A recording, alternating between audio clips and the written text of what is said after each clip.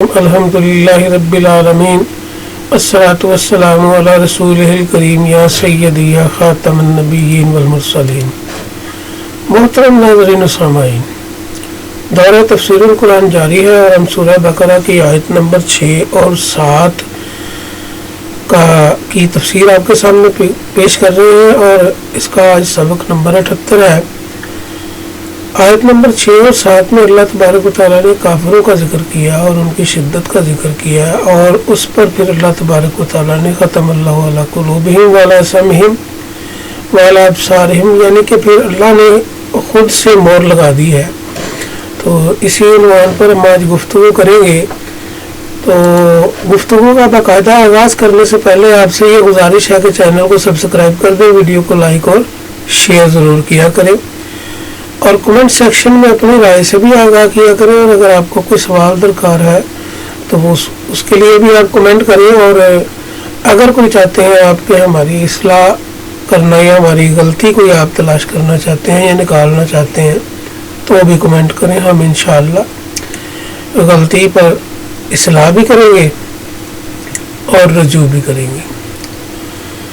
تو اگر یہ سوال ہو کہ جب یہ کفار تبلیغ کے باوجود اسلام قبول نہیں کریں گے تو پھر ان کو تبلیغ کرنے کا کیا فائدہ، تو اس کا جواب یہ عرض ہے کہ اگر ان کو تبلیغ نہ کی جائے تو ممکن ہے وہ قیامت کے دن یہ عذر پیش کریں کہ ہم کو تبلیغ ہی نہیں کی گئی، ہم اسلام کیسے لاتے، لہذا ان پر حجیت تمام کرنے کے لیے ان کو تبلیغ کی گئی۔ دوسرا جواب یہ ہے کہ وہ اسلام قبول کریں یا نہ کریں، ان کو تبلیغ کرنے سے رسول اللہ صلی اللہ علیہ وسلم کو بہرحال ثواب حاصل ہوا۔ اسی طرح امت میں سے بھی اگر کوئی تبلیغ کرتا رہے تو اس کو ثواب حاصل ہوتا رہتا ہے۔ یہی وجہ ہے کہ اللہ تعالیٰ نے فرمایا کہ سواء علیہم، یعنی ان کے لیے برابر ہے۔ یہ نہیں فرمایا کہ سواء علیکم کہ آپ کے حق میں برابر ہے، جیسا کہ بت پرستوں کے متعلق سورہ اعراف کی آیت نمبر 193 میں اللہ تبارک و تعالیٰ نے ارشاد فرمایا، اور اے مشرکو اگر تم اپنے بتوں کو اپنی ہدایت کے لیے پکارو تو وہ تمہارے پیچھے نہ آ سکیں گے، لہٰذا تمہارے لیے برابر ہے کہ تم ان کو پکارو یا چپ رہو۔ اگر اس آیت سے معین کفار مراد ہوں، جیسا کہ حضرت انس کی روایت ہے کہ جس طرح علامہ بیضاوی نے نقل کیا ہے کہ اس سے ابو لہب، ابو جہل وغیرہ مراد ہے، تو یہ رسول اللہ صلی اللہ علیہ وسلم کا معجزہ ہے کہ جن کے ایمان نہ لانے کی آپ نے پہلے خبر دے دی ہے، وہ بہرحال ایمان نہ لا سکے اور کفر پر ہی مر گئے۔ تو اب ایک اور اعتراض کا ہم انہی آیات کے ضمن میں، آیت نمبر 6 اور 7 کے ضمن میں ہم ایک اور اعتراض کا جواب دیتے ہیں کہ جیسے ختم اللہ علی قلوبہم وعلی سمعہم وعلی ابصارہم، جب اللہ نے مہریں لگا دی ہیں تو پھر ان کا مواخذہ کیوں، یعنی ان سے پھر سزا و جزا کا کیا تعلق اور کیا لین دین بنتا ہے۔ تو اس جگہ یہ اعتراض کہ جب اللہ تعالیٰ نے کفار کے دلوں اور کانوں پر مہر لگا دی اور ان کی آنکھوں پر پردے ڈال دیے تو ان کے لیے اسلام کے دلائل پر غور و فکر کرنا اور اس کو سننا اور دیکھنا ممکن نہ رہا۔ تو اس صورت میں اگر وہ ایمان نہ لائے تو اس میں ان کا کیا قصور ہے، تو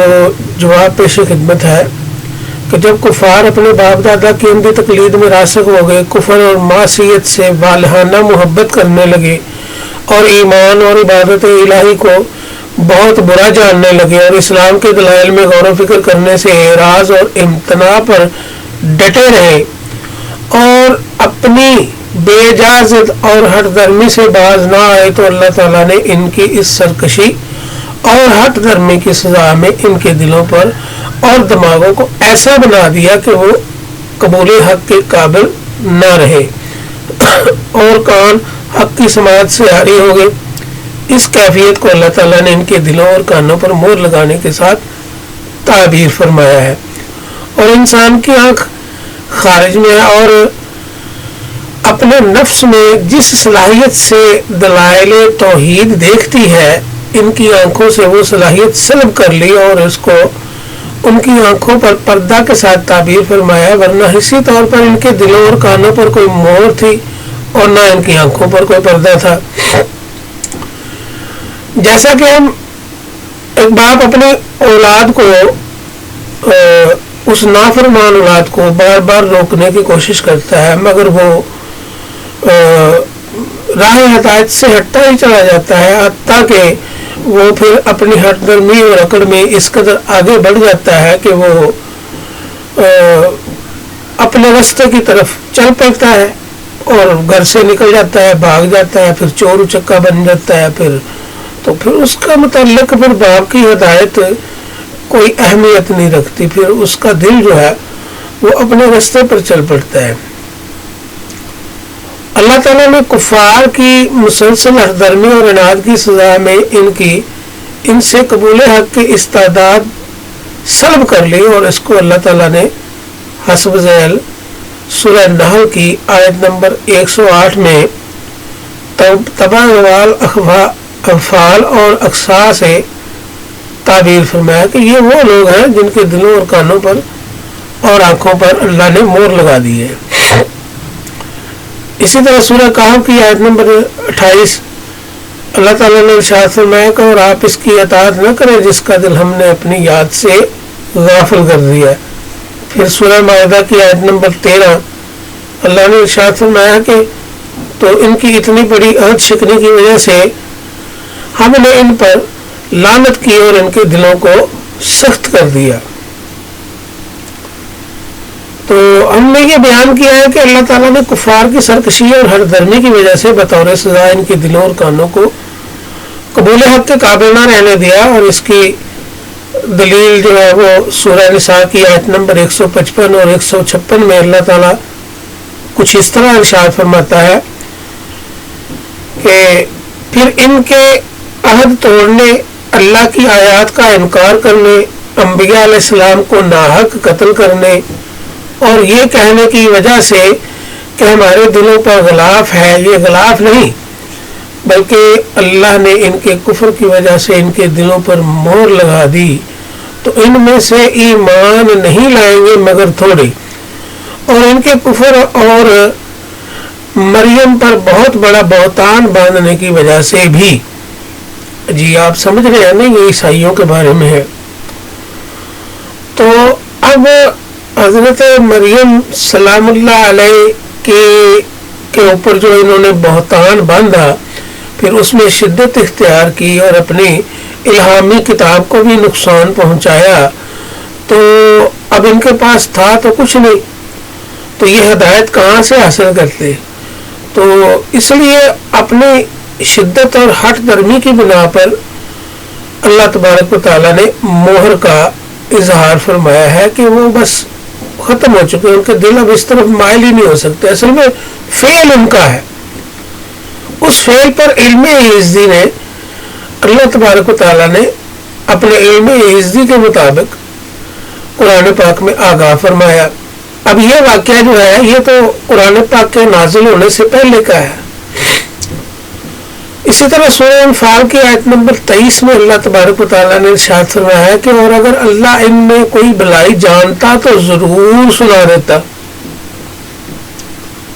ان میں کوئی خیر تو نظر نہیں تھی آ رہی، ہاں جی، تو پھر مہلت تو ختم نہیں تھی ہوئی۔ اسی طرح سورۃ المطففین کی آیت نمبر 14 میں اللہ تبارک و تعالیٰ نے ارشاد فرمایا کہ ہرگز نہیں بلکہ ان کے کرتوتوں نے ان کے دلوں پر زنگ چڑھا دیا ہے۔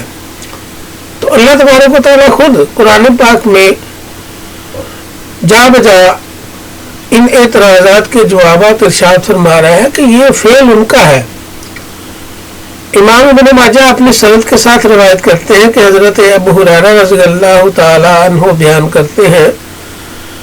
کہ رسول اللہ صلی اللہ علیہ وسلم نے فرمایا کہ جب مومن کوئی گناہ کرتا ہے تو اس کے دل میں ایک سیاہ نشان ہو جاتا ہے،